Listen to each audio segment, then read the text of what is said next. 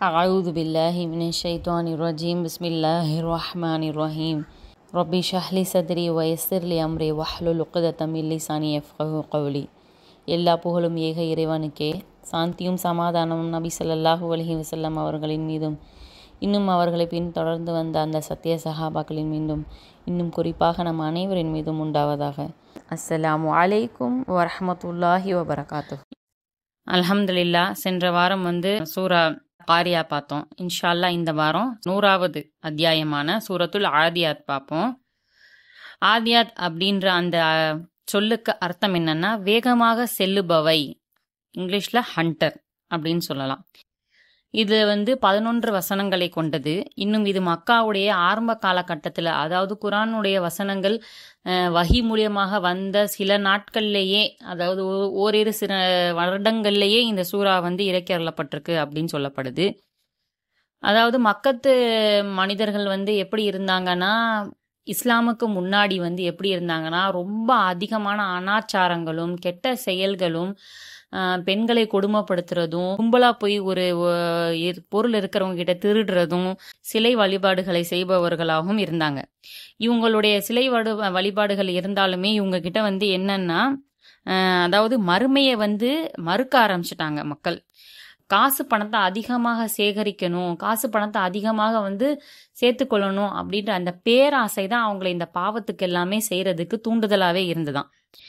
எந்த அளவுக்கு அவங்களுக்கு பேராசை இருந்ததுன்னா, அவங்க அடுத்தவங்களுடைய பொருளை அபகரிக்கிற அளவுக்கு அவங்களுடைய பேராசை அதிகமாக இருந்தது அப்படின்னு சொல்லப்படுது. அந்த சூழ்நிலையில தான், அந்த மாதிரி ஒரு காலகட்டத்துல தான் இந்த சூறா இறக்கி அருளப்பட்டிருக்கு. எந்த மனிதர்களுக்குன்னா, பேராசை அதிகமாக கொண்ட அந்த மக்களை எச்சரிக்கை விதமாக, இன்னும் அல்லாஹ் கொடுத்த ஞாபகத்துகளை நல்ல முறையில பயன்படுத்தணும், கெட்ட வழியிலையோ தீமையான வழியிலையோ அடுத்தவங்களுக்கு துன்பம் தர வழியிலையோ அதை பயன்படுத்தக்கூடாது அப்படின்ற மாதிரி இங்க சொல்லப்படுது.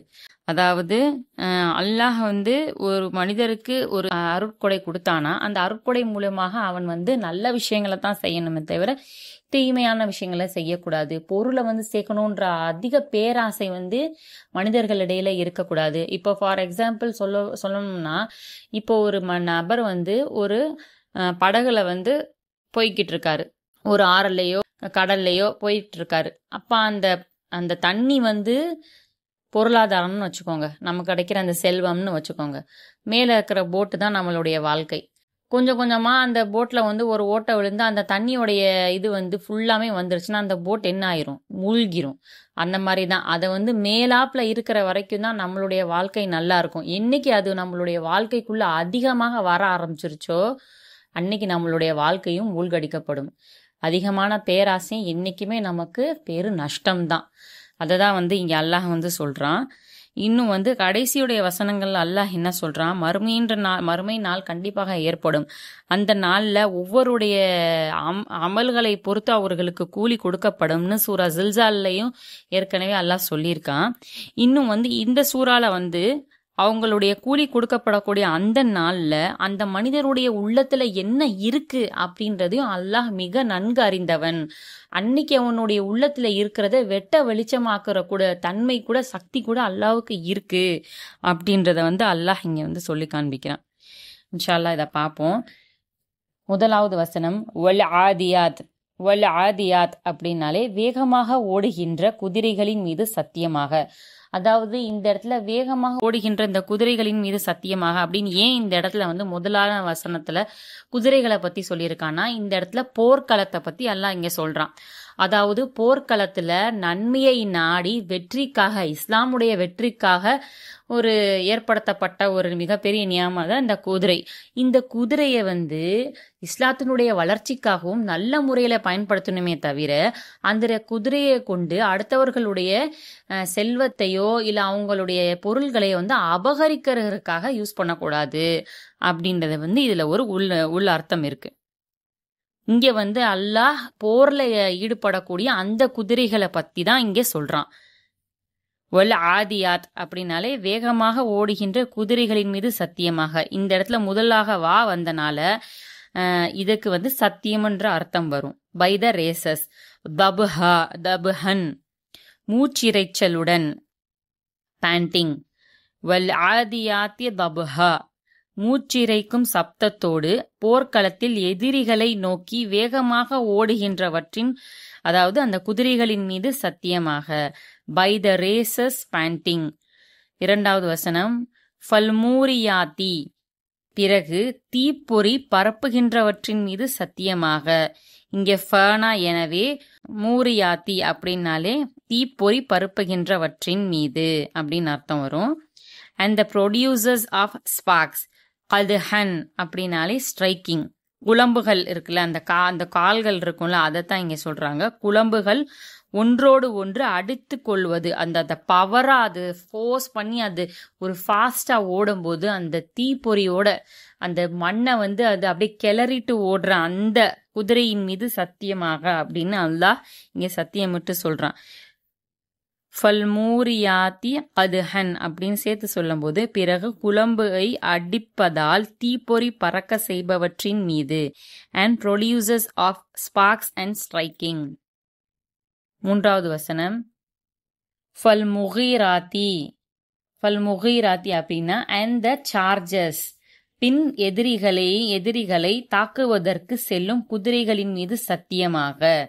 சுபுஹன் அப்படின்னு சொன்னா அதிகாலை. சுபுஹனாலே தெரியும், அதிகாலை. At the Don. ஃபல்முகீராத்தி சுபுஹன் அப்படின்னு சேர்த்து சொல்லும் போது, பின்னர் அதிகாலையில் எதிரிகளின் மீது பாய்ந்து செல்கின்ற குதிரைகளின் மீது சத்தியமாக அப்படின்றது இங்க பிராக்கெட்ல வரும். And the chargers at the dawn. 4வது வசனம், ஃபஅசர்ன, பின் கிளப்புகின்ற. தென் ரைஸ், பிஹி அப்படின்னா அங்கு, அதை கொண்டு, அந்த மாதிரி வரும். தேர்பை. நகஅன் அப்படின்னா புழுதி, டஸ்ட். ஃபஅசர்ன பிஹி நகஅன் அப்படின்னு சொல்லும்போது, பிறகு அங்கு புழுதியை கிளப்பியவை மீது. தென் ரைஸ் தேர்பை டஸ்ட். 5வது வசனம், ஃபவசத்ன அப்படின்னா பின் ஊடுருவி செல்கின்ற. தென் பெனிட்ரேட், அதாவது நடுவுல பூந்து, ஊடுருவின்னு சொல்றாங்கல்ல, நடுவுல நுழைஞ்சு செல்றதின் மீது அப்படின்னு அல்லாஹ் இங்க சொல்றான். பிஹி அதனுடன். தேர்பை. ஜம்அன் அப்படின்னு சொல்லும் போது எதிரிகளின் மைய பகுதியில், அதாவது நடுவுல, கலெக்டிவ்லி. ஜமா அப்படின்னாலே சேர்க்கிறது, ஒன்று கூட்டுறது, மத்தியில, நடுவுல அப்படின்ற மீனிங் எல்லாமே வரும். ஃபவசத்ன பிஹி ஜம்அன் அப்படின்னு சொல்லும் போது, பின்னர் அதனுடன் கூட்டத்தின் நடுவில் புகுந்து செல்பவற்றின் மீது சத்தியமாக. அதாவது இந்த குதிரையினுடைய அந்த தன்மையை பற்றி, போர்க்களத்துல இருப்பன்ற அந்த குதிரையினுடைய தன்மைகளை பற்றி சொல்லி அதன் மீது அல்லாஹ் சத்தியம் செய்யறான். Then penetrate thereby in the centre collectively. 6வது வசனம், இன்னனா நிச்சயமாக, இன்டீட், இன்சானனா மனிதன், மேன்கைண்ட், லி ரொப்பிஹி தன்னுடைய இறைவனுக்கு, லீனா இங்க இக்குன்னு சேர்த்து வரும், தன்னுடைய இறைவனுக்கு, டு ஹிஸ் லார்ட். லகனூத். லகனூத் அப்படின்னு சொல்லும் போது நன்றி கெட்டவனாக இருக்கின்றான் அப்படின்னு சொல்றதாக அர்த்தம். நன்றி கெட்டவனாக இருக்கின்றான். ஷுவர்லி அன்கிரேட்ஃபுல் சேர்த்து சொல்லும் போது, இன்னல் இன்சான லி ரொப்பிஹி லகனூத், நிச்சயமாக மனிதன் தன்னுடைய இறைவனுக்கு நன்றி கெட்டவனாக இருக்கின்றான். Indeed mankind is ungrateful to his Lord.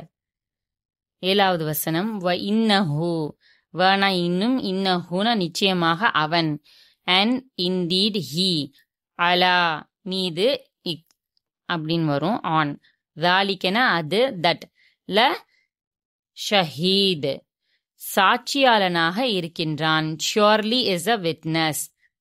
வ இன்னஹு அலா தாலிக ல ஷஹீத், மேலும் நிச்சயமாக அவனே அதன் மீது சாட்சியாகவும் இருக்கின்றான். And indeed he is a witness to that. 8வது வசனம், வ இன்னஹு இன்னும் நிச்சயமாக அவன், அண்ட் இன்டீட் ஹி, லி ஹுப்பி, ஹுப்புனாலே இங்க நேசிக்கிறது, நேசித்தல், பிரியம் அப்படின்ற மீனிங் வரும். நேசிப்பதில். இந்த லவ், ஹைர் செல்வத்தை, வெல்த், ல ஷதீத் கடினமாக, அளவு கடிந்தவனாக இருக்கின்றான். இஸ் ஷுவர்லி இன்டென்ஸ் சேர்த்து சொல்லும் போது, வ இன்னஹு லி ஹுப்பில் ஹைரி ல ஷதீத், இன்னும் நிச்சயமாக அவன் பொருளை நேசிப்பதில் அளவு கடந்தே இருக்கின்றான். And indeed he is in the love of wealth intense. 9வது வசனம் அஃபலா, அதாவது இந்த இடத்துல ஆன சேர்த்து முன்னாடி அலிஃப் வந்தனால அதை ஒரு கொஸ்டின் பேட்டர்னோட சொல்லலாம். வேண்டாமா அப்படின்ற ஒரு கொஸ்டின் பேட்டர்னோட வரும். பட் டஸ் நாட், யஅலமு அவன் அறிகின்றான், ஹீ நோ அலிமலர்ந்து வந்ததுதான் யஅலமு. இதா எப்போது, வென் புசிர வெளியில் கொண்டு வரப்பட்டது, வில் பி ஸ்கேட்டர்ட் மா எது, வாட் ஃபி குபூர் ஃபில் குபூர் சேர்த்து சொல்லும்போது மண்ணறைகள், த கிரேவ். அஃபலா யஅலமு இதா புசிர மா ஃபில் குபூர் அப்படின்னு சேர்த்து சொல்லும்போது அவன் அறிந்து கொள்ள வேண்டாமா மண்ணறைகளில் உள்ளவை எழுப்பப்படும் போது. இதான் மறுமை நாளை பத்தி அல்லாஹ் சொல்றான். அதுல இருந்து அவங்க வெளியே வரும்பொழுது but does not he know that when what is in the graves will be scattered. அதாவது அந்த மறுமை நாள்ல அந்த கபர்ல இருந்து வெளியே வர்றதை அவன் தெரிஞ்சுக்க வேண்டாமா, கண்டிப்பா வெளியே வருவான் அப்படின்றத அல்லாஹ் இங்க சொல்றான்.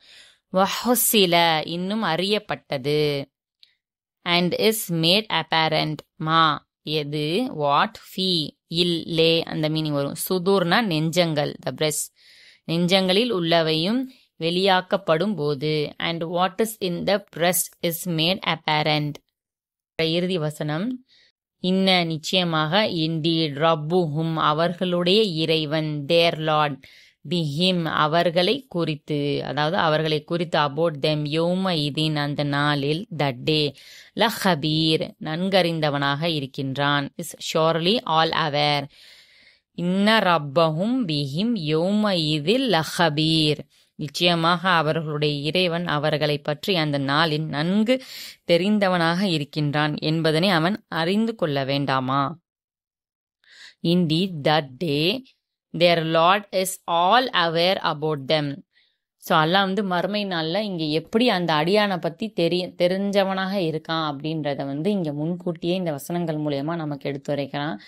இன்ஷா அல்லாஹ் அவன் என்ன மாதிரி வாழ நம்மளை இங்கே கட்டளையிட்டிருக்கானோ அதன்படி எல்லாம் வல்ல அல்லாஹ் நம்ம அனைவரையும் வாழ வைத்து மறுமை நாளில் வெற்றி பெறக்கூடிய அந்த கூட்டத்தாரில் நம்ம அனைவரும் அல்லாஹ் ஒன்று சேர்ப்பானாக.